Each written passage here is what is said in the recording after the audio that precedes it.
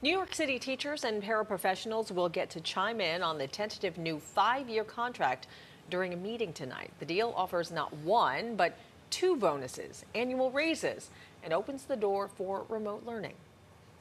This contract takes the best of what we've learned over the last 3 years, and it refines those takeaways.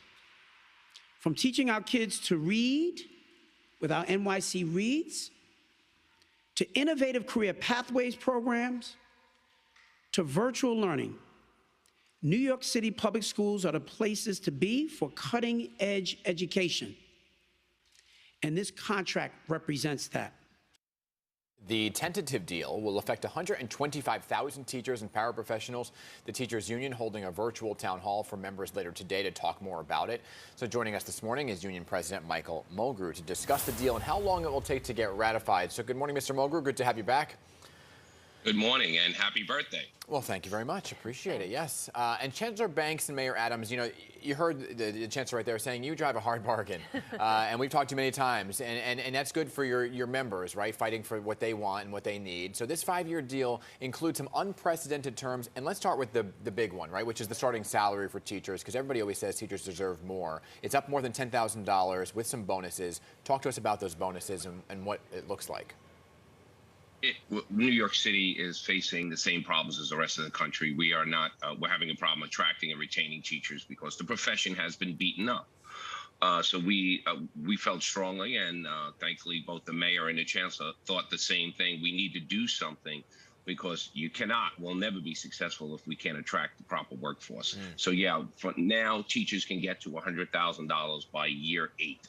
By the end of their year 8, that is used to take 15 years, and the final salary is $150,000, and the yearly bonus, the retention bonus. A lot of people, because it's never been done before, on May 1st of each year, every UFT member, it doesn't matter what their title, how many years they've been in, will receive in the 4th year $1,000, and that will continue in perpetuity as long as they work for the city of New York. So let's look at the raises that are proposed in this contract. So 3% for the first 3 years and slightly higher for the 4th and 5th year. You see it right there. But some people argue that these numbers don't keep up with inflation. What do you say to that? Well, we always, look, honestly, we would, this is not what we originally asked for, but we had to get creative, and we know that the city is dealing with different issues.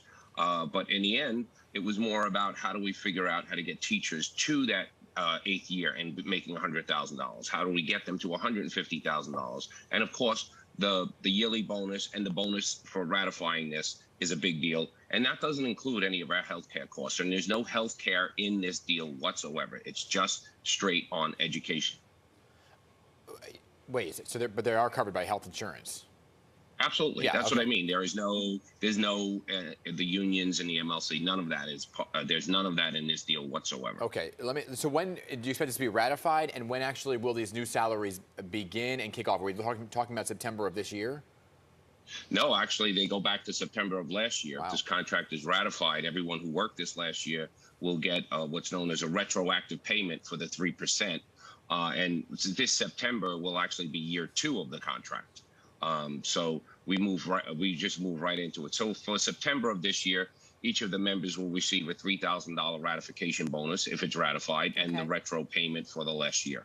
Okay. Well, let's talk about some of the specifics within this contract proposal. Following the pandemic, a lot of teachers, both teachers, the students, they wanted virtual learning as an option, which this contract includes, right? But only a certain number of schools. Yes, we wanted the good virtual option. Yeah, we learned what bad virtual is. We know what good virtual is. Big difference. But only a certain schools and students will be eligible during the next school year. Can you explain how this is going to work? Well, we have to build it. It's not there yet. There'll be 2 different systems. One will be a citywide system where students with their guidance counselors can basically sign in, register for a class. Those classes will be predominantly evenings, nights, and weekends. And then there'll be school-based systems. With the first year, we want to make sure that we're doing the high-quality virtual, not the bad virtual. So schools will be able to apply, and it'll be up to 25% of the high schools in the next year.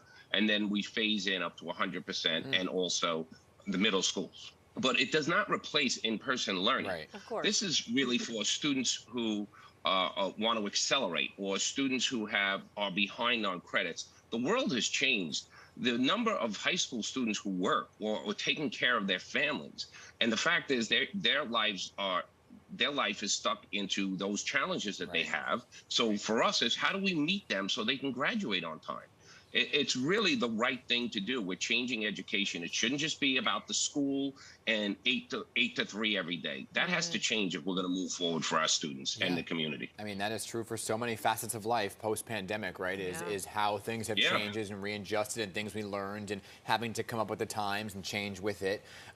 Let's talk about this, because both of my parents were teachers, and one thing that they were always bogged down with was the darn paperwork. So you're addressing this in the contract, right? This administrative paperwork, which a lot of teachers have said is just too much. So how is that actually going to change moving forward? Well, we have what's known as paperwork standards are now being, we've agreed to much more aggressive paperwork standards. We also have a committee just to look at any schools that we believe are over-assessing students. I know this sounds like it's ridiculous, but we had schools that were doing assessments and assessments on their assessments, and then an assessment to check the first 2 assessments. You laugh, but it was true because schools and principals are being told to produce data, that all they want is data. Like, well, it's out of control. So we want to look at the assessments, and now we want to minimize the amount of paperwork. The paperwork has to be directly tied to what you're doing, and it cannot be redundant. We have a lot of schools who they do it digitally, but they also want it being reported on paper. That's gone. That has to stop. So the teachers were very clear, and I'm happy with the teachers, their actions throughout this campaign.